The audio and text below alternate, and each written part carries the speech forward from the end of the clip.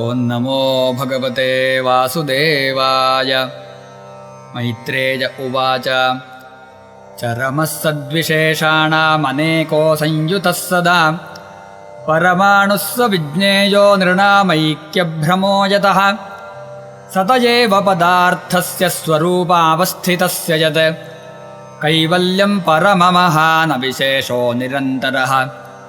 ಏವಂ ಕಾಲೋಪ್ಯನುಮಿತಃ ಸೌಕ್ಷ್ಮ್ಯೇ ಸ್ಥೌಲ್ಯೇ ಚ ಸತ್ತಮ ಸಂಸ್ಥಾನಭುಕ್ತ್ಯಾ ಭಗವಾನ್ ಅವ್ಯಕ್ತೋ ವ್ಯಕ್ತಭುಗ್ವಿಭುಃ. ಸ ಕಾಲಃ ಪರಮಾಣುರ್ವೈ ಯೋ ಭುಂಕ್ತೆ ಪರಮಾಣುತಾಂ ಸತೋ ವಿಶೇಷಭುಗ್ಯಸ್ತು ಸ ಕಾಲಃ ಪರಮೋ ಮಹಾನ್. ಅಣುರ್ದ್ವೌ ಪರಮಾಣೋ ಸ್ಯಾತ್ರಸರೇಣುಸ್ತ್ರಯಃ ಸ್ಮೃತಃ ಜಾಲಾರ್ಕರಶ್ಮ್ಯವಗತಃ ಖಮೇವಾನುಪತನ್ನಗಾತ್. ತ್ರಸರೇಣುತ್ರಿಕಂ ಭುಂಕ್ತೆ ಯಃ ಕಾಲಃ ಸ ತ್ರುಟಿಸ್ಮೃತಃ ಶತಭಾಗಸ್ತು ವೇಧಸ್ಯಾತ್ತೈಸ್ತ್ರಿಭಿಸ್ತು ಲವಸ್ಮೃತಃ. ನಿಮೇಷಸ್ತ್ರಿಲವೋ ಜ್ಞೇಯ ಆಮ್ನಾತಸ್ತೆ ತ್ರಯಃ ಕ್ಷಣಃ ಕ್ಷಣಾನ್ ಪಂಚವಿದುಃ ಕಾಷ್ಠಾಂ ಲಘುತಾ ದಶ ಪಂಚ ಚ ಲಘೂನಿ ವೈ ಸಮಾಮ್ನಾತಾ ದಶ ಪಂಚ ಚ ನಾಡಿಕಾ. ತೇ ದ್ವೇ ಮುಹೂರ್ತಃ ಪ್ರಹರಃ ಷಡ್ಯಾಮಃ ಸಪ್ತವಾನೃಣಾಂ ದ್ವಾದಶಾರ್ಧಫಲೋನ್ಮಾನಂ ಚತುರ್ಭಿಶ್ಚತುರಂಗುಲೈಃ ಸ್ವರ್ಣಮಾಶೈಃ ಕೃತಚ್ಛಿದ್ರಂ ಯಾವತ್ ಪ್ರಸ್ಥಜಲಪ್ಲುತಂ. ಯಾಮಾಶ್ಚತ್ವಾರಶ್ಚತ್ವಾರೋ ಮರ್ತ್ಯಾನಾಮಹನೀವುಭೇ ಪಕ್ಷಃ ಪಂಚದಶಾಹಾನಿ ಶುಕ್ಲಃ ಕೃಷ್ಣಶ್ಚ ಮಾನದಾ. ತಯೋಃ ಸಮುಚ್ಚಯೋ ಮಾಸಃ ಪಿತॄಣಾಂ ತದಹರ್ನಿಶಂ ದ್ವೌ ತಾವೃತುಃ ಷಡಜನಂ ದಕ್ಷಿಣಂ ಚೋತ್ತರಂ ದಿವಿ. ಅಜನೇ ಚಾಹನೇ ಪ್ರಾಹುರ್ವತ್ಸರೋ ದ್ವಾದಶ ಸ್ಮೃತಃ ಸಂವತ್ಸರಶತಂದ್ರೇಣಾಂ ಪರಮಾಯುರ್ನಿರೂಪಿತಂ. ಗೃಹರ್ಕ್ಷತಾ ರಾಜಕ್ರಸ್ಥಃ ಪರಮಾಣ್ವಾದಿನಾ ಜಗತ್ ಸಂವತ್ಸರಾವಸಾನೇನ ಪರ್ಯೇತ್ಯನಿಮಿಷೋ ವಿಭುಃ. ಸಂವತ್ಸರಃ ಪರಿವತ್ಸರ ಇಡಾವತ್ಸರ ಏವ ಚ ಅನುವತ್ಸರೋ ವತ್ಸರಶ್ಚ ವಿದುರೈವಂ ಪ್ರಭಾಷ್ಯತೆ. ಯಸ್ಸೃಜ್ಯ ಶಕ್ತಿಮುರುಧೋಚ್ಛ್ವಸಯನ್ ಸ್ವಶಕ್ತ್ಯಾ ಪುಂಸೋ ಭ್ರಮಾಯ ದಿವಿ ಧಾವತಿ ಭೂತಭೇದಃ. ಕಾಲಾಖ್ಯಯಾ ಗುಣಮಯಂ ಕ್ರತುಭಿರ್ವಿತನ್ವಂ ತಸ್ಮೈ ಬಲಿಂ ಹರತ ವತ್ಸರ ಪಂಚಕಾಯ.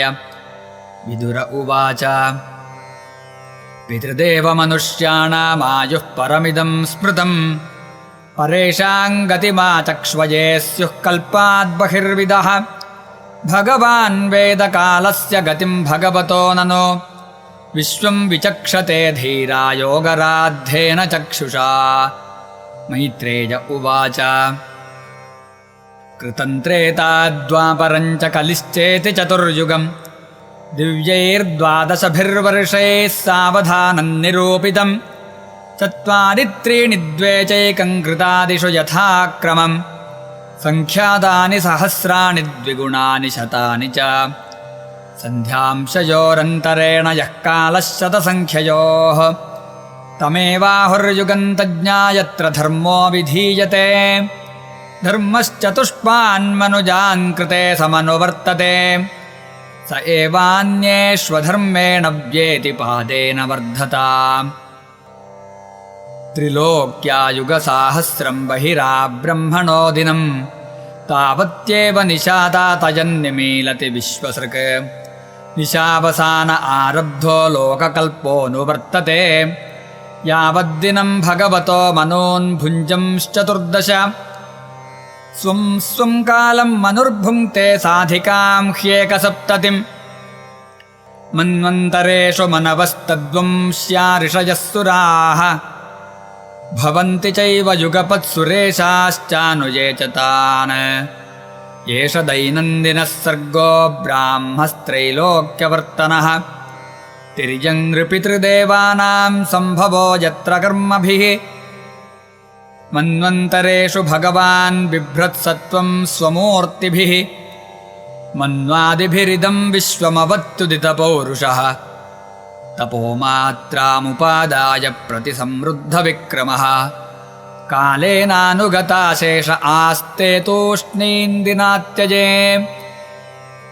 तमेवान्वपि लोका भूरादयस्त्रयः निशायामनुवृत्तायान्निर्मुक्तशशिभास्करम् त्रिलोक्यान् दह्यमानायां शक्त्या सङ्कर्षणाग्निना यान्ति ऊष्मणा महर्लोकाज्जनं भृग्वादयोर्दिताः तावत् त्रिभुवनं सद्यः कल्पान्तैधितसिन्धवः प्लावयन्त्युत्कटाटोपचण्डवातेरितोर्मयः अन्तः स तस्मिन् सलिल आस्तेऽनन्तासनो हरिः योगनिद्रानिमीलाक्षस्तूयमानो जनालयैः एवं विधैरहोरात्रैः कालगत्योपलक्षितैः अपक्षितमिवास्यापि परमायुर्वयःशतम् यदर्धमायुषस्तस्य परार्धमभिधीयते पूर्वः परार्धोपक्रान्तो